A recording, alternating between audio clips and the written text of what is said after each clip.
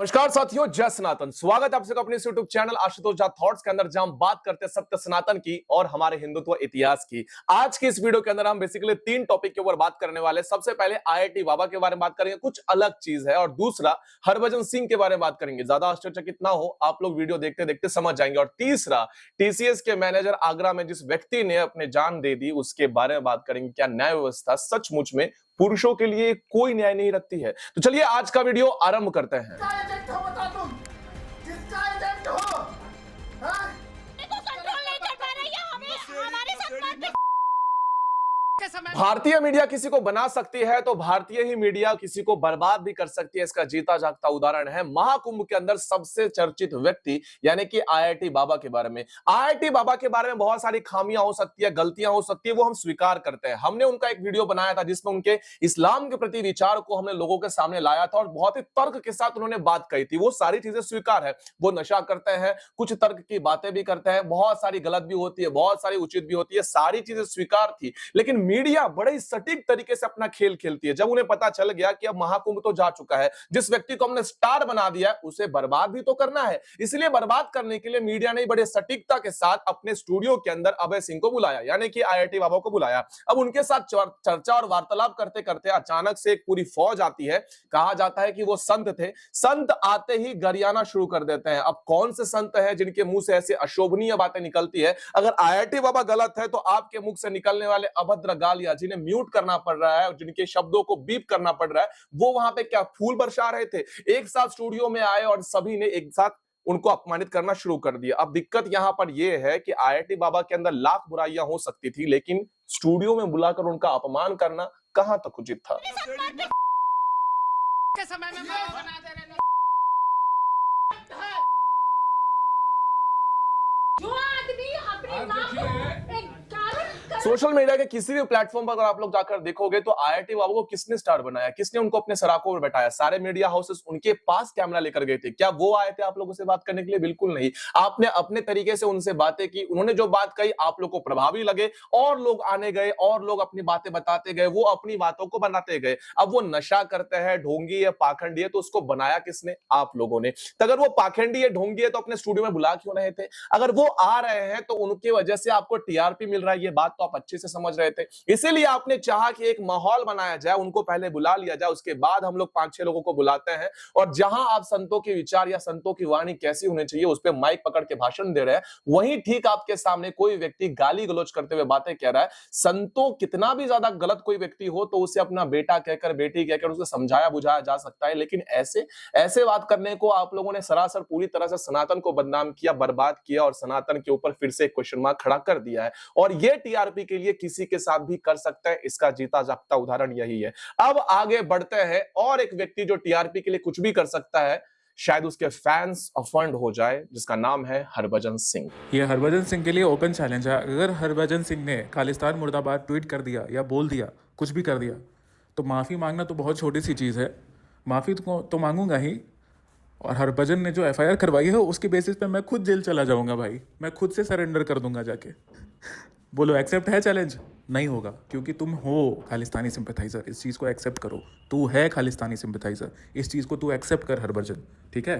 तेरे पिछवाड़े में आग लग गई है सच्चाई सुन के, तो इसमें मैं कुछ नहीं कर सकता हूँ। तू खालिस्तान मुर्दाबाद बोल दे, मैं माफ़ी भी मांगूंगा, और मैं जेल में खुद से जाके सरेंडर भी कर दूंगा कि तुझे खालिस्तानी सिंपैथाइजर बोलने के लिए मुझे फांसी की सजा दे दे।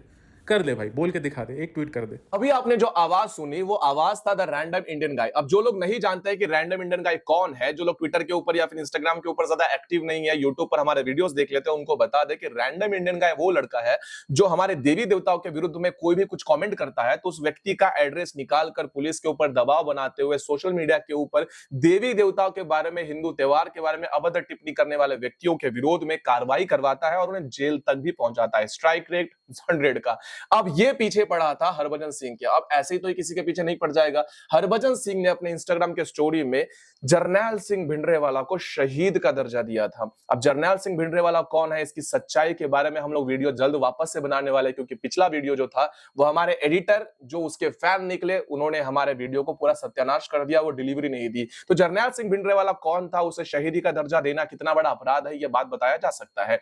अब इसने कहा कि भाई मैं जितनी भी गलतियां करता हूं, मैं गाली गलौज करता हूं, करता हूं, मैं उसके लिए माफी मांगता हूं, लेकिन एक बार बस तू खालिस्तान मुर्दाबाद बोल दे। लेकिन हरभजन सिंह ने इसे रिप्लाई देते हुए बात को घुमाना शुरू कर दिया, लेकिन किसी भी तरीके से इसने ये नहीं कहा कि खालिस्तान मुर्दाबाद। इसका यही कहना है कि मैं सारी चीज स्वीकार करता हूं, कि मैं गाली गलौज करता हूं, मैं गंद हूं, मैं ऐसा हूं, मैं वैसा हूं, बस तू एक बार खालिस्तान मुर्दाबाद बोल दे। हरभजन सिंह ने नहीं कहा, क्योंकि हरभजन सिंह खालिस्तान मुर्दाबाद कह ही नहीं सकता। ये वही बंदा है Harbhajan Singh, I respect him before 2020, क्योंकि उस समय में इसने एक फंड रेज करवाने का काम किया था शाहिद अफरीदी के लिए, और शाहिद अफरीदी कश्मीर, पाक ऑक्यूपाइड कश्मीर के अंदर जाकर हमारे देश के विरोध में बयान देता है, और उसके ऑर्गेनाइजर के लिए फंड कौन लाने का बात करता है? हरभजन सिंह और युवराज। दिक्कत क्या है पता है? दिक्कत यह है कि इस देश के अंदर रहकर भी इस देश के विरोध में बात करने वाले लोग बड़े स्तर पर जाकर बैठे हुए रहते हैं, और उन लोगों को डिफेंड करने वाले, उनके साथ में खड़े होने वाले, उनके तथाकथित जो टॉक्सिक फैन होते हैं, वो आकर कहेंगे कि उसने देश के लिए खेला, उसने फ्री में खेला। फ्री में खेला नहीं ना, नाम कमाया, पैसा कमाया। तो खालिस्तानी सपोर्टर्स को स्टोरी में लगाकर क्या शहीद बताने की क्या जरूरत है? इतना ही ज्यादा सपोर्ट है तो एक बार बोल दो, देश के लिए इतना ही प्रेम है तो एक बार बोल दो खालिस्तानी मुर्दाबाद, सब कुछ वहीं पर खत्म हो जाता है। लेकिन नहीं, डिबेट बढ़ाते गया और बढ़ते गया, बढ़ते गया, बढ़ते गया, यहां तक बढ़ जाता है कि इस देश के अंदर रह रहे लोग हमारे देश के वीरों के बारे में जब वो अपना बलिदान दे रहे होते तो हंसते हुए नजर आता है। छावा मूवी देख रहे थे ना, आजकल काफी ट्रेंड में चल रहा है, तो छावा मूवी को जब थिएटर में देखा जा रहा था तो उनके अंतिम क्षणों में जब बलिदान दिया जा रहा था तो ये कुछ लड़के आकर उस पर हंस रहे थे, कॉमेंट कर रहे थे और उनका उपहास उड़ाते थे। लेकिन ये गलती से भूल गए कि ये लोग महाराष्ट्र में कंबल कुटाई की तरह इन लोगों को पकड़ा गया और अच्छे से इनकी सुताई की गई। लेकिन सुताई तो न्याय व्यवस्था की भी की जानी चाहिए, क्योंकि न्याय व्यवस्था ने इतनी अच्छे से हमारे लड़कों के लिए न्याय बनाए हुए हैं कि न्याय पाते पाते लड़के आजकल पंखे से लटक जाते हैं और बीवी के चेहरे पर लवलेश मात्र भी, किंचित सा भी भय नहीं होता, क्योंकि उसे पता है कि न्याय व्यवस्था उसका बाल भी नहीं बांका करेगी। ऐसा ही केस सामने आया कि आगरा के अंदर टीसीएस का एक मैनेजर व्यक्ति ने जाकर सीधे अपने प्राण दे दिए। अब उसे क्या प्रॉब्लम थी क्या नहीं, ये तो वीडियो के माध्यम से उसने सारी चीजें बता दी है। हमारे इंस्टाग्राम के चैनल के अंदर मैंने वीडियो भी डाल दिया है, या फिर इंस्टाग्राम के पेज के ऊपर वीडियो अपलोड कर दिया, तो वहां जाकर देख सकते हैं। लेकिन एक बात तो बड़े सटीक के साथ है कि अगर आप लोग लड़का होकर न्याय व्यवस्था की बात करते हो तो आपके साथ न्याय कभी नहीं खड़ी होगी। ये त्रिवार सत्य है, फिर चाहे वो पहले का केस हो या अब का केस हो या आने वाला शायद और कोई केस हो। तो इस वीडियो के अंदर मैं आप लोग को ज्यादा नहीं खींचूंगा, बस यही बताने का प्रयास था कि आईआईटी बाबा आपके लिए फ्रॉड हो सकते हैं, आईआईटी बाबा आपके लिए ढोंगी हो सकते हैं, लेकिन आईआईटी बाबा जैसे व्यक्तियों को स्टूडियो में लाकर स्टार बनाने वाले आपकी मीडिया, आप ही लोग हो उसे महान बनाने वाले। तो आपको किसी ने अधिकार नहीं दिया है कि इस प्रकार से उसके साथ ये सारी कृत्य किया जाए। और हरभजन सिंह अगर सच में इतना ही बड़ा देशभक्त है तो एक बार बस उससे मैं भी माफी मांग लूंगा कि मैंने वीडियो के अंदर उसका जिक्र कर दिया। इंस्टाग्राम, ट्विटर सब के ऊपर मैं माफी मांग लूंगा, बस वो एक बार अपने इंस्टाग्राम के स्टोरी या फिर ट्विटर के ऊपर एक ट्वीट कर दे, खालिस्तान मुर्दाबाद डिबेट को वहीं पे खत्म कर दे, और न्याय उसके ऊपर मुझे कुछ बोलना ही नहीं है, क्योंकि नहीं मिलेगा। चलिए, तो जितने भी मेरे साथीगण हैं, अब उन सभी से एक बार निवेदन करना चाहता हूं कि एक बार फिर से आप सभी छावा जाकर अवश्य देखिए, क्योंकि हम अपने पैमाने पर कुछ इस प्रकार से छावा लोगों को दिखा रहे हैं, लोग देख रहे हैं, और ऐसी व्यवस्था भारत के कोने कोने में की जाए, औरंगिया की क्रूरता को दिखाई जाए। और औरंगिया की क्रूरता से याद आए कि हमारे शॉर्ट चैनल के ऊपर हम लोग मुगल की भी कंबल कुटाई करते हैं, तो आप हमारे वीडियो देख सकते हैं। इंस्टाग्राम के पेज के ऊपर भी हम लोग इसी प्रकार से रील्स डालते हैं, तो वहां भी आप हमें फॉलो कर सकते हैं। और इस चैनल को अधिक से अधिक सब्सक्राइब करें, कमेंट में अपने विचार डालें। अब अगले वीडियो के अंदर मिलता है सनातनियों, तब तक के लिए जय सनातन।